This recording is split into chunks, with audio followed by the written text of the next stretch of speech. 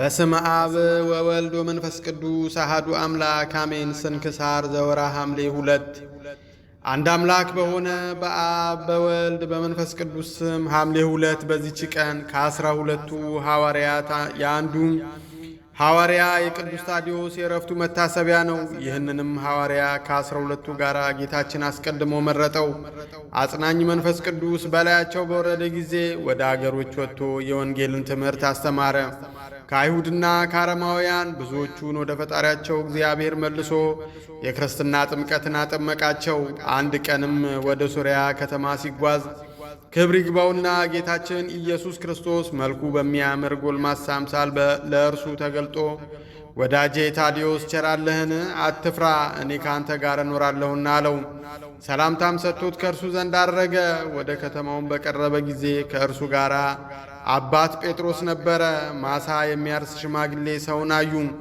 ሐዋርያትም ሰላምታ ሰጡትና ሽማግሌ ሆይ የምንበላው እንጀራ ስጠን አሉት። እርሱም ከዚህ የለም፣ ግን አመጣላችኋለሁ፣ እናንተም ከበሮቹ ዘንድ ተቀመጡ አላቸው። እነርሱም እንዳልካሉት ያ ሽማግሌም ከሄደ በኋላ ሐዋርያ ከበሮች ጋር ያለ ሥራ በከንቱ መቀመጥ ለእኔ ኅፍረት ነው፣ ያ ሽማግሌ ለእኛ በጎ ሊሠራ ሂዷልና አለ። ይህንንም ብሎ ተነስቶ እርፉን ይዞ በበሮቹ ላይ ድምፅ አሰማና ያርስ ጀመረ። በዚያም ከእርሱ ጋር የስንዴ ዘር ነበረና ያን ጊዜ ዘሩንና ማሳውን ባርኮ የሐዋርያት አለቃ ጴጥሮስ ግብር ይግባውና በጌታችን በኢየሱስ ክርስቶስ ስም በእርሻው ላይ ዘራ። 30 ትልሞችንም ማረሰ። የተዘራው ዘርም ወዲያውኑ በቀለና አደገ፣ እሸትም ሆነ። ያ ሽማግሌም በተመለሰ ጊዜ ሐዋርያት ያደረጉትን ተመልክቶ ደነገጠ፣ ከእግራቸውም በታች ወድቆ ሰገደ።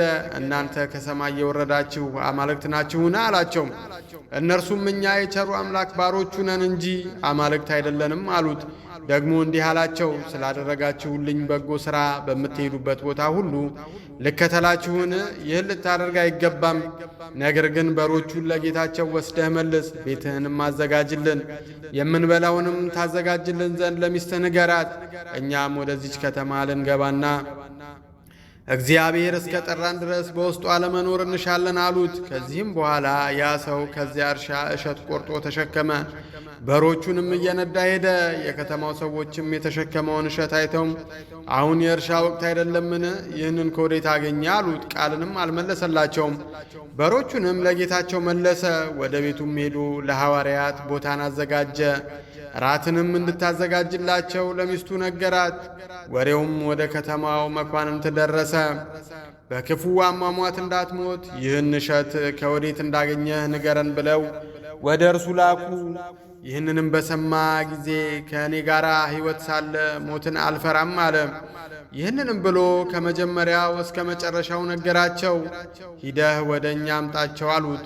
እርሱም ጥቂት ቆዩ፣ እነርሱ ወደ እኔ ቤት ይመጣሉ፣ በመጡም ጊዜ በዓይኖቻችሁ ታዩአቸዋላችሁ አላቸው።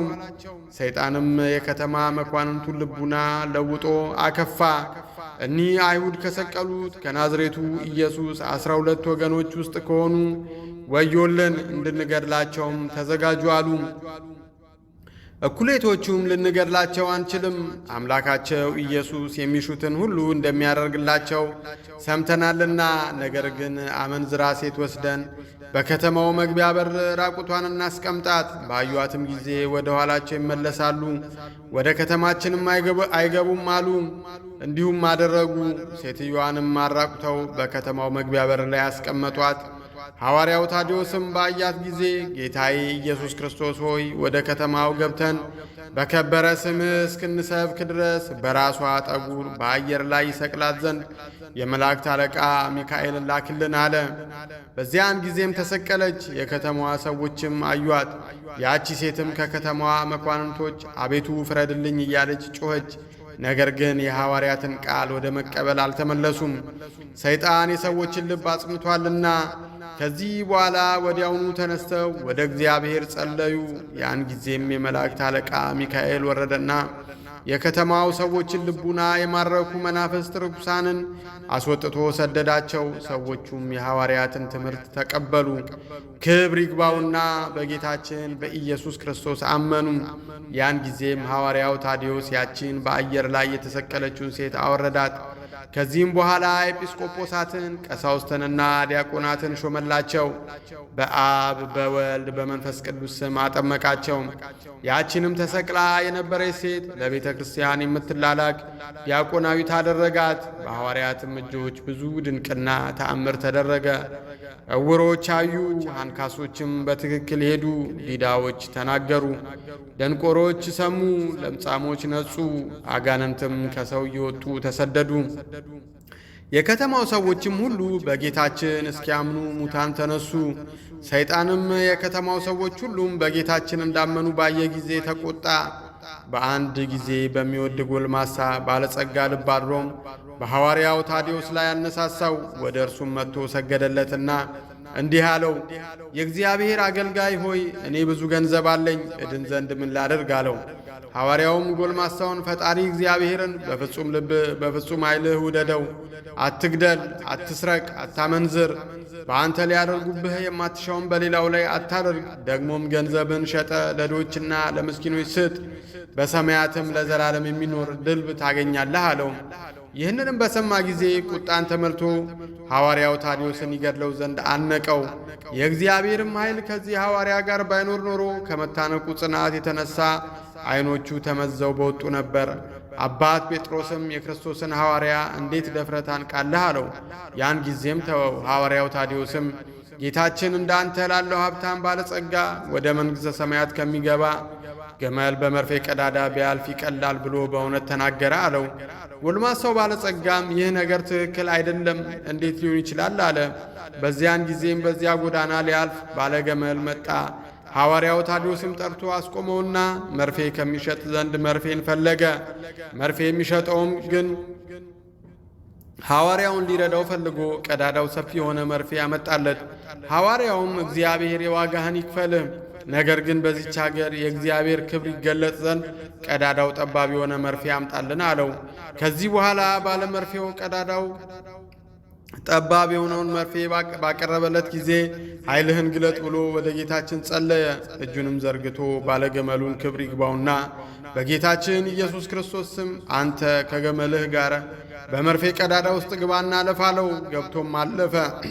ሕዝቡ ሁሉ የፈጣሪያችን የክርስቶስን ኃይል ይረዱ ዘንድ ዳግመኛ ገብተህ እለፍ አለው።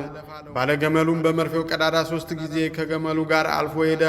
ሕዝቡም አይተው ከቅዱሳን ሐዋርያት አምላክ ከሕያው እግዚአብሔር ልጅ ከኢየሱስ ክርስቶስ በቀር ሌላ አምላክ የለም እያሉ ድምፃቸውን ከፍ አድርገው ተናገሩ። ያም ጎልማሳ ባለጸጋ መጥቶ ከሐዋርያው እግር በታች ወድቆ ሰገደና ኃጢአቴን ሁሉ ይቅር በለኝ፣ ገንዘቤንም ሁሉ ወስደ ለድሆችና ለምስኪኖች አከፋፍል አለው። እንደለመነውም አደረገለት። የሃይማኖትንም ሕግ አስተምሮ የክርስትናን ጥምቀትም አጠመቀው። ሥጋውና ደሙንም አቀበለው። ሁሉንም በቀናች ሃይማኖት አጸናቸው። ከዚህ በኋላ ከዚያ ወጣ። በሰላምም ሸኙት። በብዙ አገሮችም ውስጥ ገብቶ ሰበከ። ከአይሁድና ከአረማውያንም ጋር መከራ ደረሰበት። ከዚህ በኋላ በሰላም አረፈ። ለእግዚአብሔር ምስጋና ይሁን። እኛንም በዚህ ሐዋርያ ጸሎት ይማረን፣ በረከቱም ከእኛ ጋር ትኑር ለዘላለሙ አሜን። ሰላም ለታዴዎስ ምንዳቤህን ቀዘ ተወክፈ እንበይነ ጥሪቱ ወብሉ አመ ባኤለ ዘልፈ አመ ባኤለ ዘለፈ ለትውልድ ድኅረ እስከ ታምሩ ተጽፈ ሰቀለ በእሲተ በነፋዘት ዜሙ ዘልፈ ወበስቁረተ መርፍ ካይበ ገመለ አህለፈ ወስብሃት ለእግዚአብሔር ወለወላዲቱ ድንግል ወለመስቀሉ ክቡር። ከሐዋርያው ከቅዱስ ታዴዎስ ረድኤት በረከት ያሳትፈን፣ በምልጃው ይጠብቀን፣ ሀገራችንን ሰላም ያደርግልን፣ ይቆየን። እንዲህ ያሉ መንፈሳዊ ምንባባት እንዲደርሳችሁ ይህን ቻናል ሰብስክራይብ፣ ላይክ እንዲሁም ሼር ማድረግ አትርሱ። ስለምታደርጉም አመሰግናለሁ።